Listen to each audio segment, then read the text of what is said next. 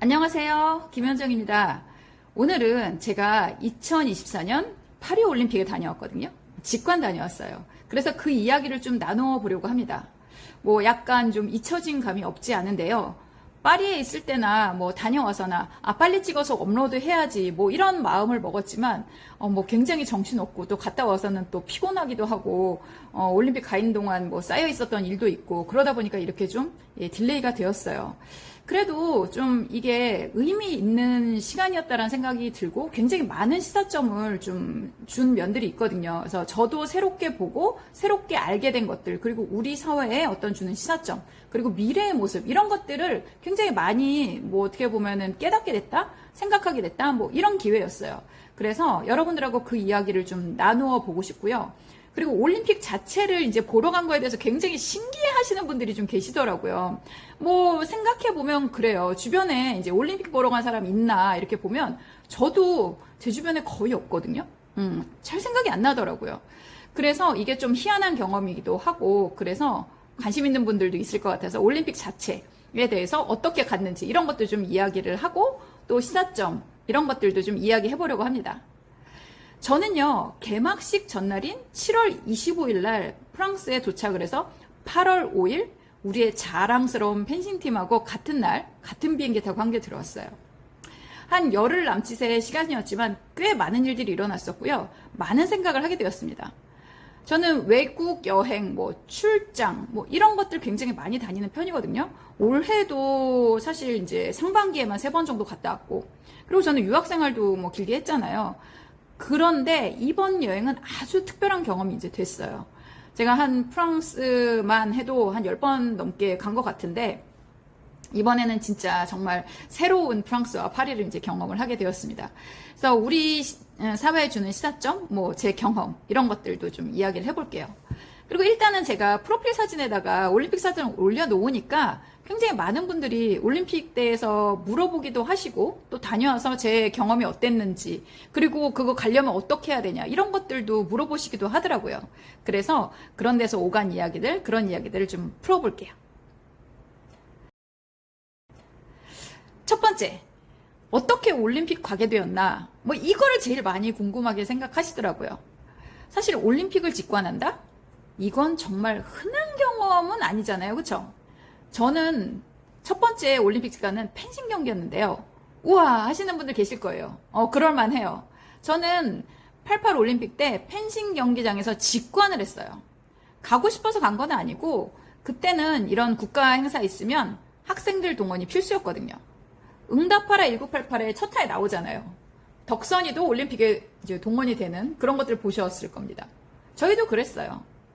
그러니까 학교마다 각각의 이제 운동부가 있는데, 한 반에 그 20장 정도의 표를 종목을 구경하게끔 하는 거죠.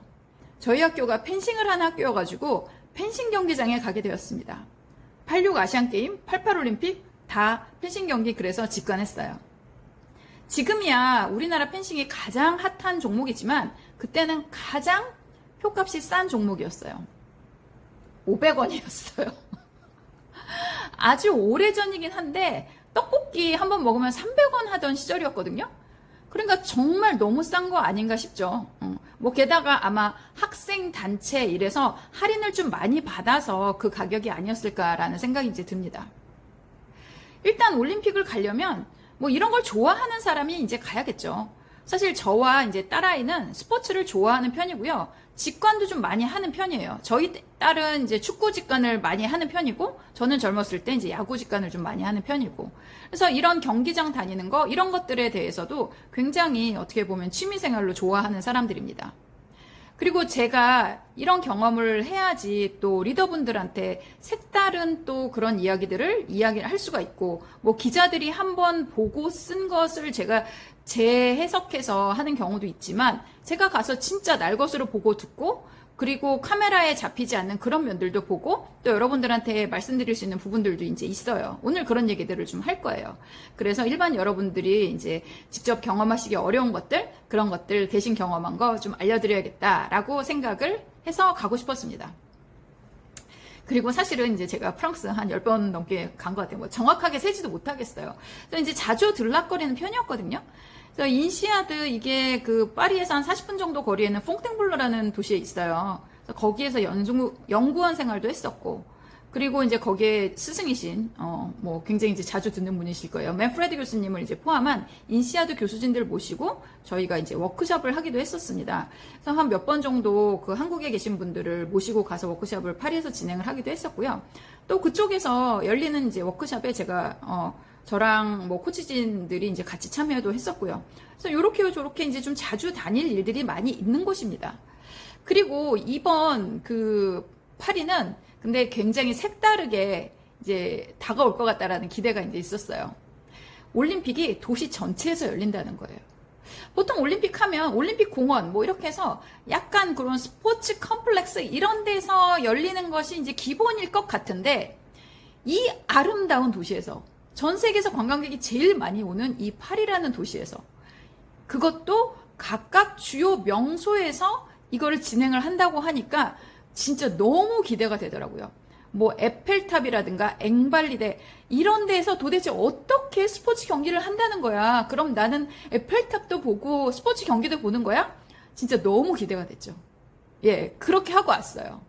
그리고 개막식도 막 처음에는 생강 전체에서 이제 진행을 하고 그 다음에 도시 전체에게 오픈을 한다고 했으니까 진짜 기대가 너무 많이 되더라고요. 너무 궁금하고 그렇지 않아도 낭만적인 파리가 이 올림픽을 더 얼마나 낭만적으로 진행을 할까 너무 궁금해서 꼭 가봐야겠다고 생각을 했어요. 사실 명품 패션쇼 보면 기가 막히잖아요. 무슨 파리에서 쇼장 뭐 이런 데서 하기도 하지만 박물관 같은 데서도 많이 하고 뭐 이번에 우리가 그랑빨레 뭐 이런 데서 펜싱 경기 하는 것처럼 뭐 그런 데서 패션쇼를 하는 것도 뭐 제법 있고 이번에 승마 경기랑 근대오종이 열린 베르사유 궁전 이런 데서도 패션쇼 이제 열린 거 보면 진짜 기가 막히잖아요. 근데 이런 쇼 기획자들이 사실은 파리에 엄청나게 많다는 거죠. 그러니까 여기에 이런 쇼를 기획하던 중에서 최고들이 이 올림픽 개막식을 기획하겠죠. 그러니까 너무 궁금하죠. 꼭 가봐야겠다. 정말 최고들이 모이는 곳이구나. 개막식도 최고일 것이고 또 그리고 이 올림픽이라고 하면은 운동선수들의 최고들이 모이는 곳이잖아요. 최고의 최고를 가리는 자리잖아요. 그러니까 정말 가보고 싶었습니다. 그런데 이게 가는 게 가고 싶다 해가지고 갈 수 있는 거 아니에요. 굉장히 오랫동안 마음을 먹어야 되는 일입니다. 물론 돈만 있으면 막판에도 이제 갈 수는 있어요. 근데 이제 꼭 그렇지만도 않고 또 막판이 이제 되면 뭐 사실은 또 이제 관계자가 아닌 사람들 같은 경우는 좋은 표를 구하기도 어렵고 뭐 이런 일들이 있어요. 그래서 이미 이제 홈페이지가 이제 개설이 됐을 때 그때 이제 가입을 했습니다. 그리고 계속 이제 안내 메일을 받았어요. 뭐 일주일에 몇 번씩 왔던 것 같아요. 그러고 나면 이제 우리가 표를 살 수 있는 기회를 주겠다. 뽑기를 진행을 하겠다. 이제 이런 게 와요. 복불복이에요. 그래서 표도 사고 싶다고 해서 다 살 수 있는 게 아닌 거죠. 그리고 봉사자도 모집한다고 그래서 저희 딸아이는 봉사자 신청도 했습니다. 근데 이제 뽑기가 또 이게 저는 또 안 되고 딸아이는 또 됐어요. 그렇다고 해서 또 이 표를 또 다 살 수 있는 것도 아니거든요. 순식간에 인기표는 동이 납니다. 그래서 결국에는 뭐 저 같은 경우는 그때 딸아이가 산 어디 사실은 이제 니스 굉장히 멀리 있죠. 거기에서 축구표 하나 샀고요. 그리고 프리미엄 옵션이 붙은 비싼 표를 이제 구매를 해서 양궁 경기와 에펠탑 앞에서 열리는 비치발리볼 뭐 요거는 예선전 요렇게 이제 보기로 했습니다. 그래서 이것도 사실은 뭐 아무리 비싼 표를 산다고 하더라도 선착순이잖아요. 그러니까 좋은 자리 받으려면 빨리 이제 해야겠죠. 그래서 빨리 예약하고 저는 이미 작년에 이미 다 페이를 했어요. 그래서 서둘러 이제 준비를 해놨습니다. 그러고 나니까 한 1년 정도 이렇게 어떻게 보면 설레는 마음으로 기다릴 수 있었죠. 근데 가기 전에 굉장히 우여곡절이 많았어요. 여러분들 잘 아실 거예요. 뭐 센강의 수질이라든가 뭐 여러 가지 그런 그 안전 문제라든가 또 지금 세상이 굉장히 좀 흉흉하잖아요.